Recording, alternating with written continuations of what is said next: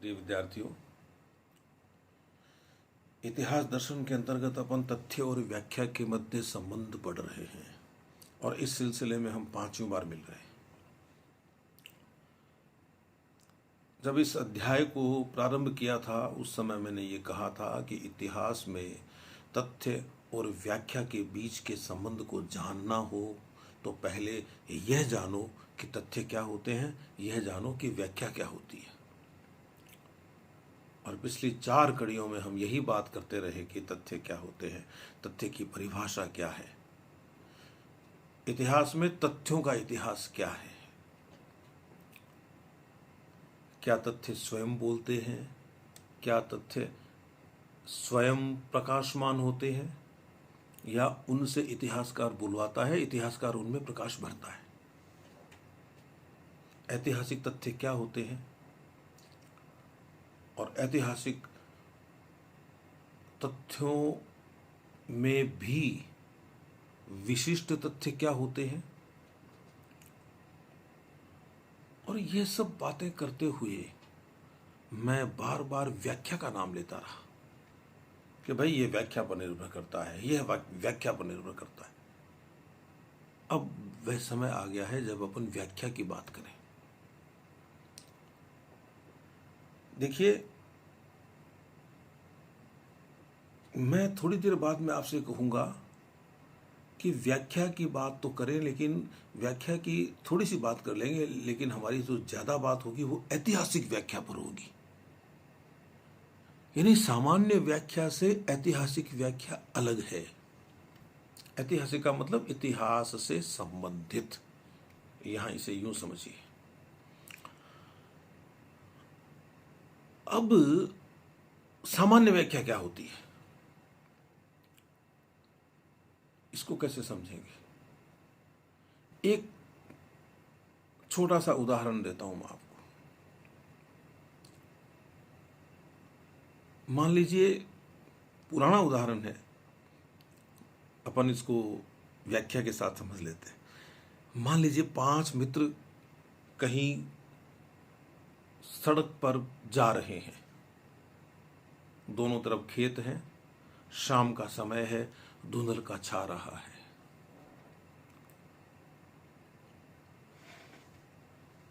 एक मित्र को यह दिखाई दिया कि सड़क पर एक आकृति चल रही है रेंगती हुई, और उसने कहा कि रुक जाइए, सांप है। सब रुक गए। फिर उन्होंने ये बात की कि भाई यहाँ सांप कैसे आया? खेतों में से आया, इधर से आया होगा, कहीं बिल खुद रखे होंगे, बिल बना रखे होंगे। ठीक है, हो गई बात। फिर ये हुआ कि भाई इस गांव में तो बहुत सारे सांप निकलते होंगे। तो लोगों से पूछा तो कहा हाँ साहब, सांप खूब निकलते हैं और ध्यान ही रखना चाहिए। तो हमें फिर यात्रा है वो सही समय पर ही करनी चाहिए। यह तो पूरी शाम हुई नहीं है, धुंधल का छा रहा है, नजर आ गया। कल को थोड़ा समय और निकल जाता तो हमारा पाँव भी पड़ सकता था, तो ये ध्यान रखना चाहिए। ठीक है, ऐसी बातें हो गई और वो आगे निकल गए। अब मान लीजिए कि वो धुंधल का थोड़ा ज़्यादा हो गया, स्पष्ट दिखाई नहीं दे रहा है। उस समय वो सड़क पर जा रहे हैं और एक जना बोला, अरे रुको रुको, सांप पड़ा दिखाई देता है। दूसरे ने कहा हाँ है तो सांप ही।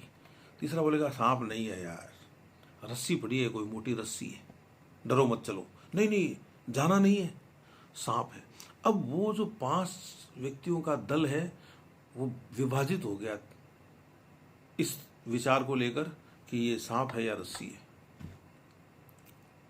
अब मुश्किल हो गई। अब जो सांप बता रहे हैं वो जो चीज पड़ी है सड़क पर उसकी व्याख्या सांप मान के करेंगे, और जो रस्सी बता रहे हैं वो रस्सी मान के करेंगे। अब यह तय है कि कोई एक दल तो आगे जाकर गलत सिद्ध होगा। उन्होंने कुछ गांव वालों से कहा, आते जाते लोगों से, कि साहब देखो ये सांप है या रस्सी है। थोड़ा अपने मोबाइल की टॉर्च जलाई, प्रकाश किया, पास जाके देखा, एक लकड़ी से हिला के देखा तो ये लगा कि ये तो रस्सी है, सांप नहीं है। जिन्होंने सांप बताया था वो गलत सिद्ध हो गए और बात ही खत्म हो गई, क्योंकि प्रमाण सामने है। अब मान लीजिए उन्होंने गांव वालों से नहीं पूछा और ये विचार किया कि चलो पास में चाय की थड़ी है, चाय पी आते हैं, आके देखेंगे बाद में क्या होता है, अब चाय पीते हैं पहले। अब वो चाय पी के लौटते हैं और वहाँ उनको वह चीज़ पड़ी सड़क पर दिखाई नहीं देती है और दल बंटा हुआ है। अब वो ये चर्चा करने बैठे कि वो क्या था। आधे 3 तो वही कहेंगे जो पहले कह रहे थे, 2 वही कहेंगे जो पहले कह रहे थे। सांप वाले सांप की बोल सांप था, दूसरा बोलेंगे कि नहीं नहीं रस्सी थी। घटना घट चुकी है और घटी हुई घटनाओं की व्याख्या करना कोई आसान काम नहीं है। मैं ऐतिहासिक व्याख्या की जब बात करता हूं तो मैं यह बात करता हूं कि अतीत में घटी हुई घटनाओं को तथ्यों के प्रकाश में, तथ्यों के आलोक में किस तरह से देखा जाए कि उनके बारे में कोई युक्ति युक्त निष्कर्ष निकले आए। यह जो उदाहरण दिया है यह सिर्फ यह समझाने के लिए दिया है कि जो घट चुका होता है, जो बीत चुका होता है, उसकी व्याख्या बहुत कठिन होती है। गंगा नदी बह रही है, आपने उसमें से एक लोटा पानी ले लिया और आपने उसका परीक्षण कर लिया और बता दिया कि इसमें ये खनिज तत्व हैं। लेकिन आज के 1000 साल पहले जो गंगा बह रही थी उसमें उन तत्वों का अनुपात क्या था, ये आप नहीं बता सकते। तो यह तो सभी तरह की व्याख्याओं में होता है कि आपके सामने तथ्य हैं, उन तथ्यों को आप जोड़ेंगे और उसके बाद में एक नतीजा निकाल कर, एक निष्कर्ष निकाल के आप दे देंगे। लेकिन इतिहास की जो घटनाएं होती हैं उन घटनाओं की पुनरावृत्ति नहीं हो सकती। आपने हाइड्रोजन के 2 परमाणु और ऑक्सीजन का 1 परमाणु लेकर H2O बना दिया, कह दिया पानी है, पानी का एक अणु है, और कोई कहेगा कि ऐसे नहीं बनता तो वो दोबारा बना के दिखा देंगे आपको प्रयोगशाला में। लेकिन इतिहासकार क्या करेगा? जो लड़ाई मानसिंह और अकबर के बीच में हो गई हल्दी घाटी में, वो लड़ाई दोबारा नहीं हो सकती। ईस्ट इंडिया कंपनी भारत में दोबारा नहीं आ सकती। पृथ्वीराज चौहान को मोहम्मद गोरी दोबारा नहीं हरा सकता। और यदि रामायण और महाभारत की ऐतिहासिकता माने तो राम और कृष्ण दोबारा नहीं हो सकते। तो जो दोबारा हो नहीं सकते, जिन घटनाओं की पुनरावृत्ति नहीं हो सकती, उन घटनाओं से संबंधित तथ्यों को जोड़कर और कोई निष्कर्ष दिया जाता है, तो यह जरूरी नहीं कि किसी एक ने जो निष्कर्ष दिया है वही निष्कर्ष दूसरा देगा। पानी तो बना दिया जाएगा, वो दूसरा भी बना देगा।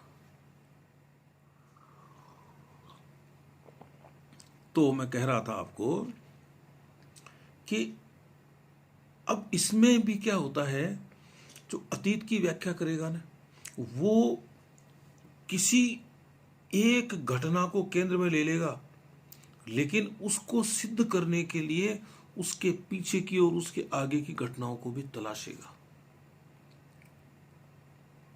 परिकल्पना का सहारा यदि वैज्ञानिक व्याख्या में है, जो ये कहते हैं विज्ञान पढ़ाने वाले, खासतौर से विज्ञान नहीं, मुझे साइंस कहना चाहिए, विज्ञान और साइंस में बहुत बड़ा अंतर है।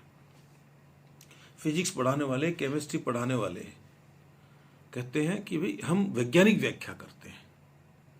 इतिहासकार पर यह तोहमत लग सकती है कि आप क्या वैज्ञानिक व्याख्या करेंगे, आप दोबारा से नहीं घटाकर दिखा सकते घटना को। और हम ये कहते हैं कि हमारी खासियत ये है, हमारी जो विशिष्टता है वो यही है कि जो घट गया हम उसकी व्याख्या करते हैं और हमारी परिकल्पना के सहारे हम शोध करते हैं और परिणाम देते हैं। हम कारण ढूंढते हैं, फिर उनके परिणाम बताते हैं, उन परिणामों को फिर कारण बनाते हैं, फिर परिणाम लेकर आते हैं। हम एक कारण कार्य की श्रृंखला चलाते हैं और उसके साथ निष्कर्ष भी चलते रहते हैं। तो मैं आपसे ये कह रहा था कि एक सामान्य सा नियम है कारण कार्य का सिद्धांत जिसकी मैं बात कर रहा हूँ, वह हम पर जरूर लागू होता है। लेकिन इतिहासकार को मैंने पहले भी कहा आप लोगों को कि उसे अनुभववादी होना पड़ता है,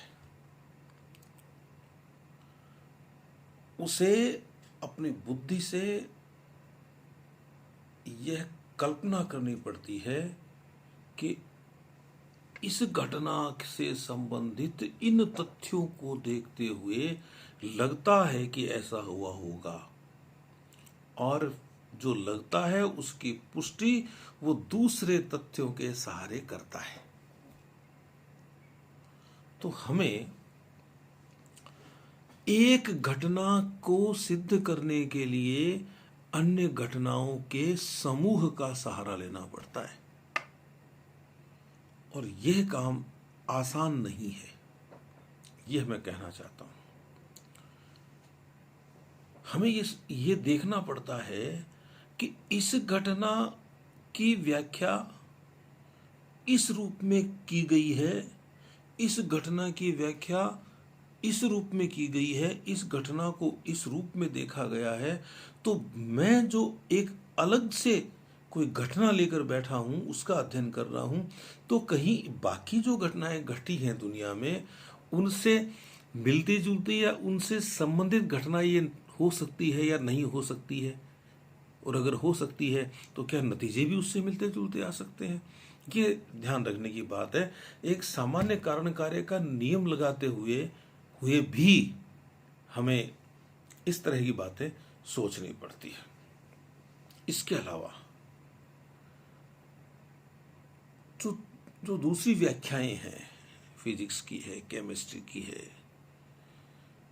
या आप एनाटॉमी, अलग एनाटॉमी ले लीजिए, आप बॉटनी ले लीजिए, एनाटॉमी ने लेके आप पूरे जूलॉजी को ले लीजिए, इनमें भविष्यवाणी हो सकती है।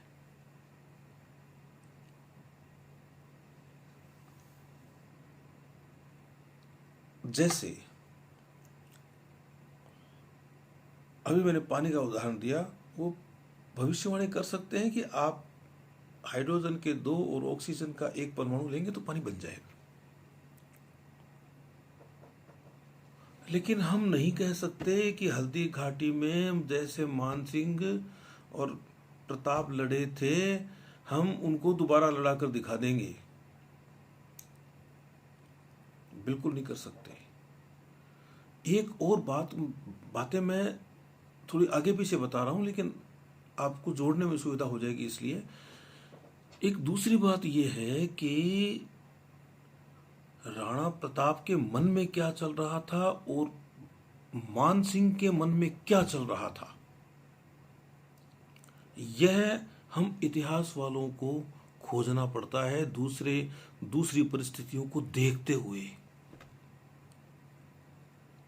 दूसरे विषय की व्याख्याओं में ऐसा नहीं होता है। वहां इंसान का दिल और दिमाग शोधित नहीं करना पड़ता।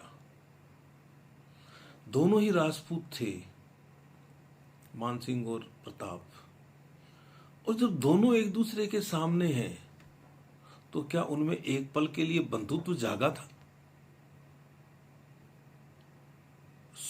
हम सोच सकते हैं क्या कारण था कि मानसिंह से बाद में अकबर नाराज हो गया। क्या इस बात के लिए नाराज हो गया कि अकबर को यह लगा या उसे ये बताया गया कि ये अपनी पूरी ताकत से नहीं लड़ा क्योंकि सामने राजपूत था। मन की बातों का पता चलता है क्या? क्या हम सब कुछ देख सकते हैं अतीत का? नहीं देख सकते। इसलिए हम इतिहास में भविष्यवाणी नहीं कर सकते। लेकिन क्या हम भविष्यवाणी नहीं कर सकते तो व्याख्या भी नहीं कर सकते? व्याख्या तो हम कर सकते हैं। हालांकि कुछ विद्वानों ने यह कहा कि पहले जो घटनाएं घट चुकी होती हैं उन घटनाओं को जोड़कर देखने के बाद हम कह सकते हैं कि ऐसा करोगे तो ऐसा होगा। लेकिन हम यदि कोई सामान्य तथ्य के आधार पर यह बात कह दें तो बात अलग है।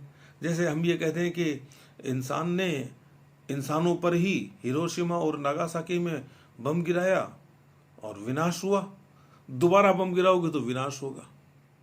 अब यह कोई ऐतिहासिक भविष्यवाणी नहीं है। यह अनुमान तो कोई भी लगा लेगा। इसलिए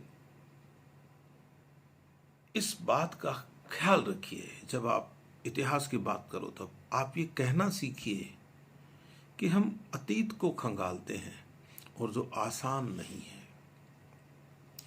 फिर दूसरी बात यह है कि जो अतीत के संदर्भ हैं, इस बात को आप दूसरे रूप में ऐसे कह सकते हैं, जो अतीत के जो संदर्भ हैं उन संदर्भों के आधार पर हम इतिहास की रचना करते हैं, व्याख्या करते हैं तथ्यों की। और यह हमारा एक प्रारंभिक आधार होता है बातों को समझने का। ये देखिए, और होता यह है कि अतीत के विभिन्न संदर्भों को लेकर व्याख्या करने वाले दो इतिहासकार अलग अलग निष्कर्ष पर पहुंच सकते हैं। और इसी आधार पर यह कहा जाता है कि ऐतिहासिक व्याख्या है वो व्याख्या होती ही नहीं, क्योंकि सभी लोग उसमें एक निष्कर्ष पर नहीं पहुंचते। लेकिन हम ये कहते हैं कि जहां मानवीय संवेदना काम करती हो, अतीत की जिन घटनाओं से मानव की संवेदना जुड़ी हुई हो, उन घटनाओं की व्याख्या करने वाले इतिहासकार भी तो संवेदनशील हैं। वह भी अपने अपने हिसाब से, अपने अपने विचार से, अपनी अपनी दृष्टि से चीजों को देखेंगे और व्याख्याओं के आधार पर निष्कर्ष अलग हो सकते हैं। और यह हमारा गुण है, यह कमजोरी नहीं है। हम यदि कारण कार्य के सिद्धांत का उल्लंघन करते हो जो आम व्याख्या में होता है, तब तो हम पर यह तोहमत जड़ी जा सकती है कि आप ठीक नहीं कर रहे। लेकिन हम कारण कार्य के नियम की पालना करेंगे और उसके बाद में अपनी बात कहेंगे, यह ध्यान रखना चाहिए। तो वो जैसे एक विद्वान हुए हैं मॉर्टन वाइट, उन्होंने वही तो बात लिखी है जो मैं कह रहा था कि भाई एक ऐतिहासिक व्याख्या के अंतर्गत अतीत का संदर्भ इस रूप में होता है कि अन्य प्रकार की व्याख्याओं से भिन्न हो जाता है, जो निष्कर्ष निकलता है वह तरीका अलग हो जाता है। और एक हुए हैं मिलर, उन्होंने तो ऐतिहासिक व्याख्या के साथ आनुवांशिक विज्ञान की बात भी कह दी कि एक आनुवांशिक विज्ञान वह है जो अतीत के प्रकाश में वर्तमान को देखता है। तो अलग अलग विद्वान अलग अलग बात कहेंगे, लेकिन इसमें व्याख्या के मामले में एक विद्वान हुए हैं हेम्पेल, उनकी बातों का खंडन भी हुआ है। लेकिन हेम्पेल महोदय ने कुछ बातें कही है कि भाई एक तो हम, जैसे मैंने कहा ना, अतीत के संदर्भ, तो उन्होंने उसको थोड़ा सा और ज्यादा वो ठीक तरीके से कह गए बात को कि भाई हमारे सामने कोई तिथि होती है। तिथि का मतलब ये नहीं है कि 3 अगस्त 2020, ये तो मैं कल या परसों बात करूंगा तो 3 अगस्त की बात कर लूंगा। लेकिन 1000 साल पहले, 2000 साल पहले घटना घटती है तो हम निकट पहुंचकर भी ये उसको एक तिथि के रूप में ही प्रकट करते हैं घटना के। तो एक तो यह जरूरी है। दूसरा यह है कि हमारा भी कोई न कोई विषय होता है। हम यदि इब्राहिम लोदी और बाबर की लड़ाई की बात करेंगे, हम ये पानीपत के पहले युद्ध की बात करेंगे तो हम सिर्फ युद्ध में हार या जीत की बात करके और अपनी कॉपी बंद नहीं कर देंगे। हम हार और जीत के कारणों की बात भी करेंगे, और जब कारणों की बात करेंगे तो उसमें और बातों के साथ साथ सेना का विषय भी आएगा कि बाबर आया तो उसकी फौज का गठन कैसा था, और भारत में जो सामान्यतया जो फौजें होती थी उनका स्वरूप कैसा था। बाबर और सांगा की खानवा की लड़ाई हुई थी, उस लड़ाई की भी यही बात करेंगे, हम ये बातें करेंगे। हम तो ये बात भी कर लेंगे कि बाबर ने अपनी आत्मकथा में सांगा पर विश्वासघात का आरोप लगाया है, लेकिन दूसरे तथ्यों से उसकी पुष्टि नहीं होती। इतनी सारी बातें हमारे पास कहने को होती हैं, लेकिन फिर भी हम कारण कार्य संबंध से अलग नहीं होते, है ना। एक तारीख का दूसरी तारीख से संबंध स्थापित करते हैं, जोड़ते हैं, उसके बाद में अपनी कोई बात कहते हैं। ये आपको ध्यान रखना चाहिए। तो बस इतना ध्यान रखिए, हमारे सामने यह एक अलग तरह की बात होती है इतिहास वालों के सामने कि जो ऐतिहासिक तथ्य होते हैं वो तथ्य अलग हो जाते हैं और उनकी व्याख्या अलग हो जाती है। यानी तथ्य का अपना स्वतंत्र अस्तित्व है और व्याख्या भी अपना स्वतंत्र अस्तित्व ले लेती है। हर एक व्याख्या का अपना स्वतंत्र अस्तित्व है। यानी तथ्य और व्याख्या एक दूसरे से जुड़े होने के बाद भी और अपनी स्वतंत्र हैसियत रखते हैं, ये मैं कहना चाहता हूं। इसको आप समझने की कोशिश कीजिए। और एक विद्वान हुए गैली। गैली ने लिखा है एक जगह पर कि भाई इतिहास का संबंध है वो विशेष तथ्यों से होता है। यह नहीं है कि ऐसा होने से ऐसा होता है, इतनी सी बात कहकर हम अलग नहीं हो सकते। कुत्ते के काटने से एक बीमारी हो जाती है, ठीक है। जिस आदमी को पानी से डर लगता है उसको दूसरी बार भी पानी से डर लगेगा, ठीक है। लेकिन हम तो यहां तक जाएंगे कि पानी से डर लगता है तो क्यों लगता है। आज वह व्यक्ति पानी से डरकर भागा, लेकिन आज के 5 साल पहले हो सकता है कि उसको वो बीमारी न हो, वो तैरने का आनंद लेता हो पानी में। तो अब ये कठिन काम है। तो ऐतिहासिक व्याख्या अपेक्षाकृत कठिन है, बस यह ध्यान रखने की बात है। उसमें तार्किकता स्थापित करना आसान नहीं है, लेकिन यह हम इतिहास के लोग करते हैं। और अब इतनी बात करने के बाद में एक बात और भी आपको ध्यान रखनी चाहिए कि ये जो अध्ययन के विषय हैं जिन्हें हम बांट कर पढ़ते हैं कि ये साइंस है, ये आर्ट्स में आता है, ये कॉमर्स में आता है, ये इंजीनियरिंग में आता है, ये मेडिकल साइंस में आता है, ये अध्ययन की सुविधा के लिए है। बहुत बार मैं कहता हूं, बाकी तो सब एक दूसरे से जुड़े हुए ही हैं। यदि हमें कहीं कोई चीज मिल जाती है और उस चीज की हम तिथि निकालना चाहते हैं, हम कार्बन डेटिंग पद्धति से जानना चाहेंगे, तो हमें जाना पड़ेगा ना, जो प्रत्यक्ष जो विज्ञान मानते हैं उनके पास जाना पड़ेगा।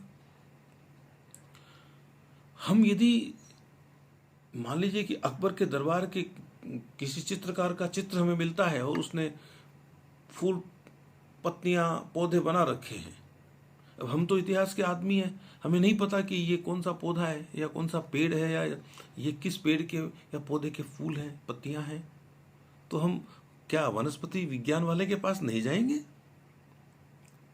अपनी व्याख्या को ऐतिहासिक व्याख्या बनाने के लिए हमें दूसरे विषयों के पास भी जाना होता है। इतिहास यदि विज्ञान है तो दूसरे विज्ञानों के पास भी जाना पड़ेगा। दूसरे विज्ञान यदि कला है तो, और इतिहास भी कला है, तो हमें दूसरी कलाओं का सहारा लेना पड़ेगा। इसमें कोई ऐसी बात नहीं है। तो हेम्पेल ने अपनी बात कही है उनकी, उनका एक लेख है कि the functions of general laws in history.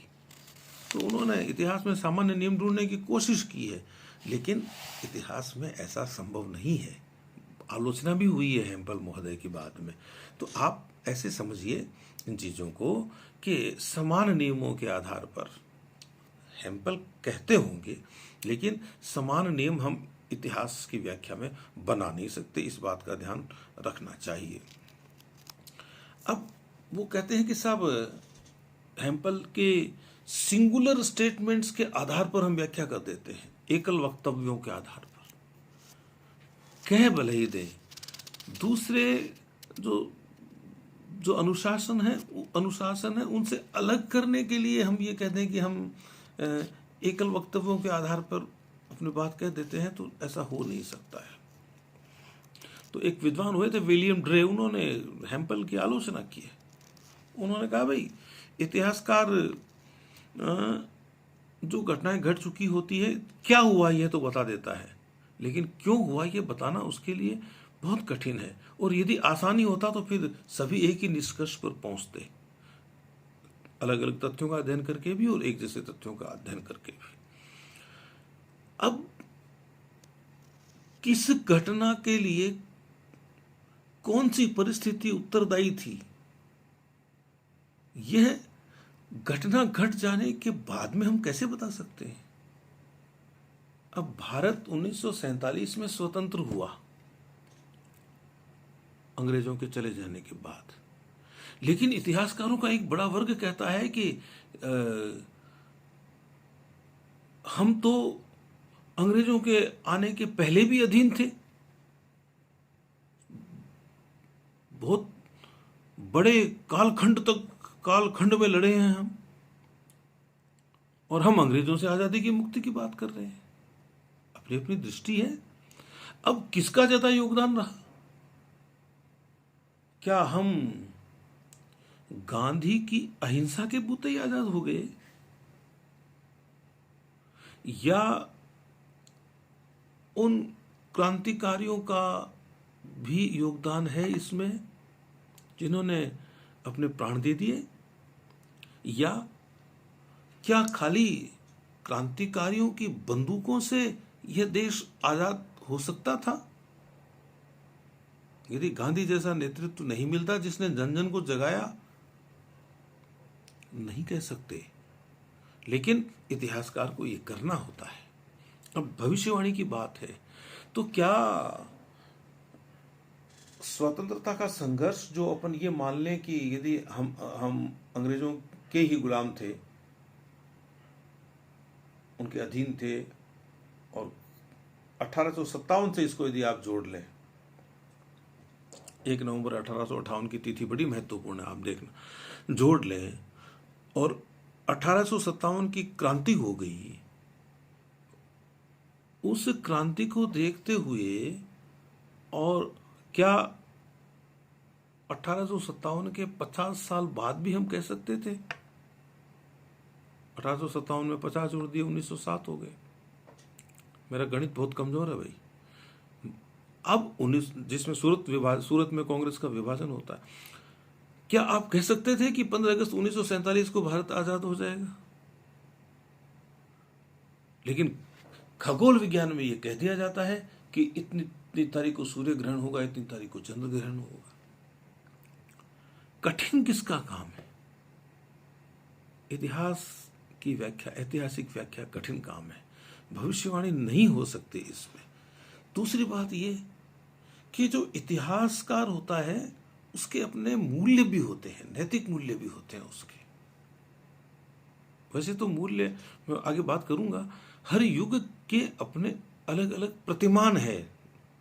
प्रतिमान है नीति शास्त्र के मामले में। जैसे एक जमाना था जब बाल विवाह या सती प्रथा या विधवाओं का विवाह नहीं करना, इन सब के पक्ष में तर्क हुआ करते थे समाज में। वर्ण व्यवस्था के पक्ष में तर्क हुआ करते थे, जाति व्यवस्था के पक्ष में तर्क हुआ करते थे, और कोई सोच नहीं सकता था कि जो आज हो रहा है वो कल नहीं होगा। लेकिन आज के परिप्रेक्ष्य में हमें वो सब बुराइयां लगती हैं कि नहीं लगती हैं? तो इसका अर्थ क्या हुआ? इसका अर्थ ये हुआ कि मूल्य अपना स्वरूप बदलते हैं देश काल परिस्थिति के अनुसार।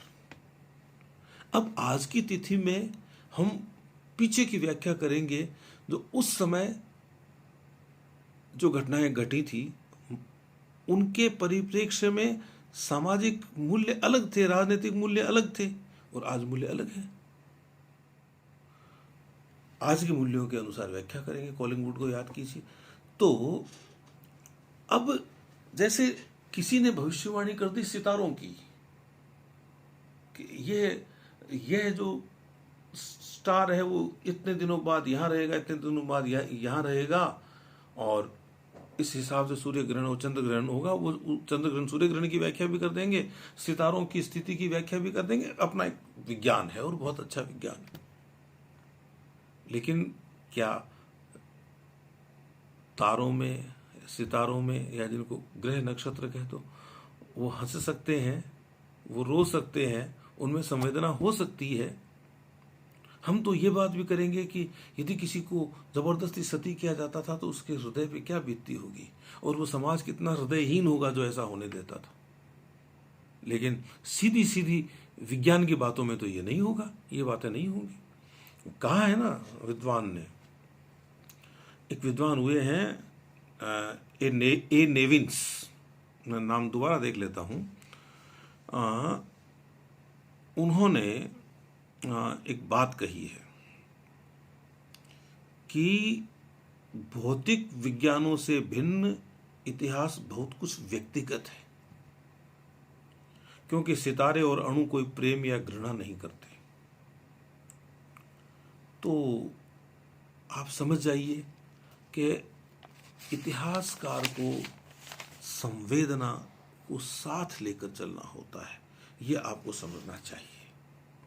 जैसे एक विद्वान हुए हैं रिले महोदय ने एक उदाहरण दिया है। उनका उदाहरण यह है कि खिड़की पर भीड़ ने पत्थर फेंके और खिड़की टूट गई। किसी ने कहा साहब खिड़की को तो टूटना ही था, क्योंकि जब पत्थर फेंके जाते हैं तो खिड़कियां टूट जाती हैं। लेकिन कोई ये कहते साहब मेरी खिड़की पत्थर फेंकने के कारण नहीं टूटी, नहीं टूटती, मेरी खिड़की तो कमजोर थी बहुत, इसलिए टूट गई। अब यहां बात अलग हो गई ना। उसका अपना कारण कार्य सिद्धांत है कि भाई मैं कारण ये बता रहा हूं कि मेरी खिड़की कमजोर थी इसलिए टूट गई, और सामान्य नियम ये बना रखा है कि जब पत्थर फेंके जाते हैं तो खिड़कियां टूट जाती हैं। तो इसलिए हमें जो इतिहास पढ़ाने वाले लोग हैं उन लोगों को यह देखना पड़ता है कि घटनाओं के पीछे, घटनाओं की पृष्ठभूमि में क्या था, और उसमें मानवीय संवेदनाएं भी शामिल थी, तिथि भी जरूरी है हमारे लिए। तो ये कुछ बातें हैं जो आपको ऐतिहासिक व्याख्या के संबंध में जाननी चाहिए। और ये जो व्याख्या है इसे आप यूं समझ लीजिए कि इसकी विशेषताएं क्या हो सकती हैं बताना बहुत मुश्किल है। हम समझ सकते हैं खाली, फिर भी बतानी चाहिए। एक विद्वान हुए हैं चार्ल्स फ्रैंकल, उन्होंने कुछ बताई है व्याख्याएं, बातें, विशेषताएं कि भी ऐतिहासिक व्याख्या होगी वो खाली आपको एक आउटलाइन देगी, वो रूपरेखा देगी, कोई शुद्ध निष्कर्ष आपको नहीं दे देगी। इस बात का ध्यान रखना चाहिए, है ना। अनुमान लगा सकते हैं और भविष्यवाणी नहीं हो सकती इसमें, है ना। और अलग अलग लोग अलग अलग निष्कर्ष दे सकते हैं, ये भी आपको ध्यान रखना चाहिए। विरोधी उदाहरण जरूर मिलेंगे, और हम अक्सर देखा करते हैं इतिहास के सेमिनारों में, सम्मेलनों में कि विवाद हो जाता है। एक इतिहासकार अपने तथ्य लेके खड़ा है, दूसरा इतिहासकार अपने तथ्य लेके खड़ा है, दोनों ही सही लगते हैं। अब सही घटना कैसी घटी है वो तो दोनों कहते हैं, यदि विरोधी बातें कहते हैं तो एक तरीके से तो घट नहीं सकती ना, इसलिए ध्यान रखना चाहिए। मूल्य बदल जाते हैं। अब धर्म है, तो आज धर्म को दूसरे परिप्रेक्ष्य में देखा जाता है। और जब आप महाभारत काल और रामायण काल में धर्म की बात करेंगे तो वहां परिप्रेक्ष्य दूसरा होगा। हम बातों को दूसरे तरीके से समझाने की कोशिश करेंगे उनका संदर्भ लेके। और आज धर्म की अपनी एक अलग परिभाषा है। वो जो दार्शनिक पक्ष है धर्म का, उस पर आजकल चर्चा कम होती है। तो ये हमको देखना चाहिए कि फिर इतिहास में हम ये कहते हैं कि ये नहीं होना चाहिए कि ऐसी बातें करें कि ऐसे होता तो ऐसे होता, लेकिन जब व्याख्याओं की बात आएगी तो बात करनी पड़ती है कि यदि पृथ्वीराज चौहान 1192 में भी जीत जाता तो हिंदुस्तान का इतिहास और होता। यदि राणा सांगा के सामने बाबर हार जाता खानवा में, वो तो उसने जिहाद की घोषणा करके और शराब के बर्तन पलटवा के और युद्ध का नक्शा बदल दिया बाबर ने। ऐसा नहीं होता तो क्या होता, अब क्या होता तो क्या होता, ये एक बड़ा जटिल मामला है और इतिहास के विद्यार्थियों को इससे बचना चाहिए। तो ये आपको मैंने बहुत ही सरल तरीके से ये बताने की कोशिश की है कि जब तथ्यों की व्याख्या अपन करते हैं तो हम उनको गणितीय दृष्टि से नहीं कर सकते, हमें उनको मानवीय दृष्टि से करना होता है। और यही ऐतिहासिक व्याख्या की शक्ति है। यह ऐतिहासिक व्याख्या का गुण है कि समान तथ्यों के आधार पर हम अलग अलग निष्कर्षों पर पहुंच जाते हैं, सत्य की खोज में थोड़ा आगे बढ़ते हैं। और कभी वो दिन जरूर आता है जब पूर्णतया सत्य सामने आ जाता है और फिर वो तथ्य सामान्यीकृत हो जाता है। तो ऐतिहासिक व्याख्या भी अपने आप में एक वैज्ञानिक व्याख्या है, यह मैं कहना चाहता हूँ। और अब जब अपन बात करेंगे, जब अगली बार मिलेंगे छठी बार, तो तथ्य और व्याख्या के बीच के संबंध की बात करेंगे। बहुत सारी बातें तो आ गई हैं पहले ही, जब मैं आपको समझा रहा था कि तथ्य क्या होते हैं, व्याख्या क्या होती है। और अब आगे का रास्ता बहुत आसान हो जाएगा अपने लिए। तो आपने मेरा साथ दिया, इसके लिए अब मैं हमेशा कहता हूँ कि भाई अपने विद्यार्थियों का आभार तो कैसे प्रकट करें, लेकिन फिर भी इतनी देर तक आप मेरे साथ रहे और आपने मेरी बात सुनी, तो इसके लिए मैं बड़ा खुश हूँ। बस